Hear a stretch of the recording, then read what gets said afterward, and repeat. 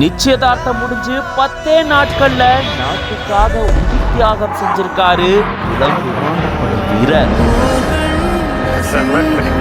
கோளாறு ஏற்பட்ட போர் விமானத்திலிருந்து உதிகாரிய காப்பாற்றி மக்களுக்கு பாதிப்பு வராத வகையில தன்னுடைய உயிரை நீத்திருக்காரு.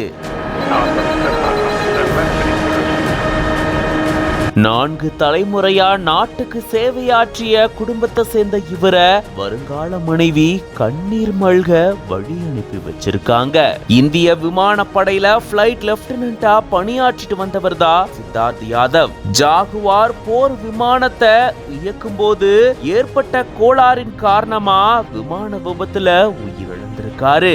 ஹரியானா மாநிலம் ரேவரி மாவட்டத்தில் இருக்கக்கூடிய மஜ்ரா பால்கி கிராமத்தை சேர்ந்தவர் சித்தார்த் யாதவ். இவருடைய தந்தை சுஷில்குமாரும் இந்திய விமானப்படையில பணியாற்றி ஓய்வு பெற்றவர் தான். அது மட்டும் இல்லாம இவருடைய தாத்தா ரஹ்பீர் சிங் மற்றும் இவருடைய கொள்ளு தாத்தாவும் இந்திய நாட்டு பாதுகாப்புக்காக சேவையாற்றினவங்க தான். கடந்த 2017ஆம் ஆண்டு இந்திய விமானப்படையில சேர்ந்தவர் தான் சித்தார்த் யாதவ். தன்னுடைய பணியை சிறப்பா செஞ்சு இந்திய நாட்டினுடைய பாதுகாப்புக்காக சேவையாற்றிட்டு வந்த இவர்தான் வழக்கமான பயிற்சியில ஈடுபடும் போது விமான விபத்துல உயிரிழந்திருக்காரு.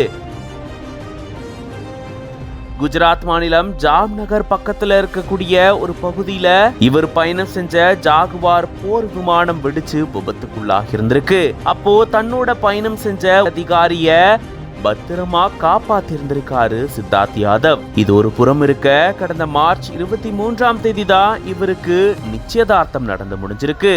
இன்னும் சில மாதங்கள்ல இவருக்கு திருமணம் நடக்க இருந்த சூழல்ல இப்படி ஒரு துயர சம்பவம் நிகழ்ந்திருக்கு.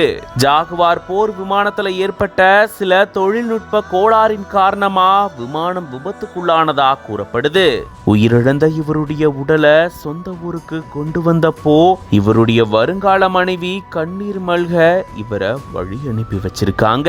இந்திய நாட்டின் பாதுகாப்புக்காக சேவையாற்றின இன்னொரு வீரர் நாட்டுக்காக உயிர் தியாகம் செஞ்சிருக்காரு.